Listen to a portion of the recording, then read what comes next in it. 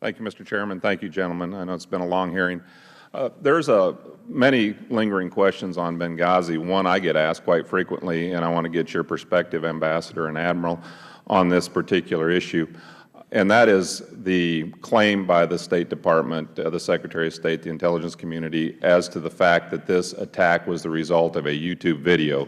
What is your perspective as to why that was propagated for so long? Look, that all happened after the ARB was, in effect, reported. It was not in our line of responsibility, and therefore I think that principally those investigating criminally are going to have to look for motive and rationale.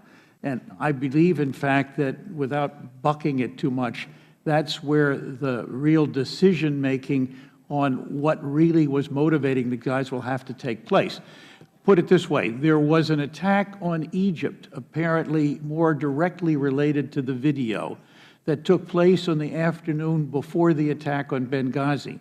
There is some indication that that attack stimulated interest in Benghazi, only indication. There are some who have said there is testimony that, in fact, the video was in people's minds. Okay, I mean, I think we can all buy that story, sir. But I can't give you a conclusive view because I haven't done the work. Okay, I think we can all buy that. But you're an American. You listen to this, you watch the news, and you had to have been a little bit ashamed of the fact that this was propagated for 2 to 3 weeks. And I think this is important because we have families that still have not had justice, the justice that Obama went on television and promised we would get. We would catch these people. It's a year later. There's not even been an arrest. And, you know, that's a problem. And so it goes to the credibility. And I just wanted to get your perspective. I mean, I get your talking points, and I know what happened in Egypt. And that story might have held water for, what, maybe 6 hours, but not 3 weeks. But yet, you know, to the American people, the credibility of the administration, the State Department, the intelligence community was diminished because they continue to propagate that. Admiral, do you agree? We made very clear early on, and obviously it was almost a month later. Admiral, if you take your mic, please. Sorry. We made very clear early on, and obviously we started a month later, that we thought it was a terrorist attack, based on, actually not just based on sort of the public discussion, but based on the evidence. What do I tell the folks back home? I guess the way I'd answer the question is to say I understand the question.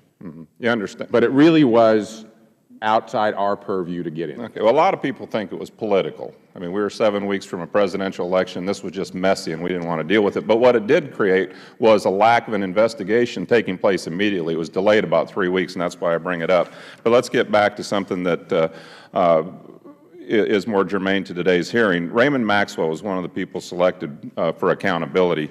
Can you tell me what Raymond Maxwell did to contribute to the inadequate security posture in Benghazi? He told us that he had made a conscious decision not to read the intelligence. Okay. And did you look at the testimony of his supervisor, Beth Jones, where she said it's been determined that there was no intelligence that could have told us that this attack was underway? It wasn't material. That was all subsequent to our discussion. We did interview Ms. Jones. From what I can see, her subsequent testimony to the committee indicated she was not aware of the fact that her subordinate was not reading the intelligence. But in fact, there was evidence that he had not stopped reading all the intelligence. He made a statement to us that led us to believe that he had stopped reading intelligence. And he did not clarify it, as it has been clarified, and certainly I've seen in the documents. Okay. So, and in every interview, we gave people at the end of the interview the warning and the right. Did they have anything more to say to explain their testimony to us? okay. So that was Maxwell's finding for accountability directly related to the attack on Benghazi, or was the accountability unrelated to the attack? We believe it was related to the security question. If he didn't know the intelligence, he couldn't understand the security problem in full. And sir, just very quickly, from my perspective in that interview, I mean, again, I was stunned and shocked when I heard him.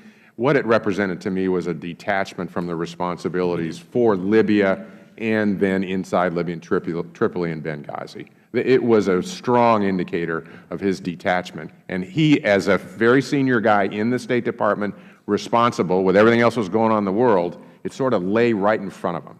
Okay. So, and sir, he said he did this because he didn't want to confuse in public speaking classified, non-classified, while at the same time he was clearly reading all of the State Department classified material. So this didn't seem to us to be a responsible position or a reasonable position, and I fully support what the Admiral said. Okay, so you think at this point he still should be one of the 4 individuals based on what you know now? This is, of all the things that happened in Benghazi, this is one of the guys that should take the heat. We haven't changed our view. Certainly I haven't. You bet. Thank you. We go to Ms. Lewis. Ms.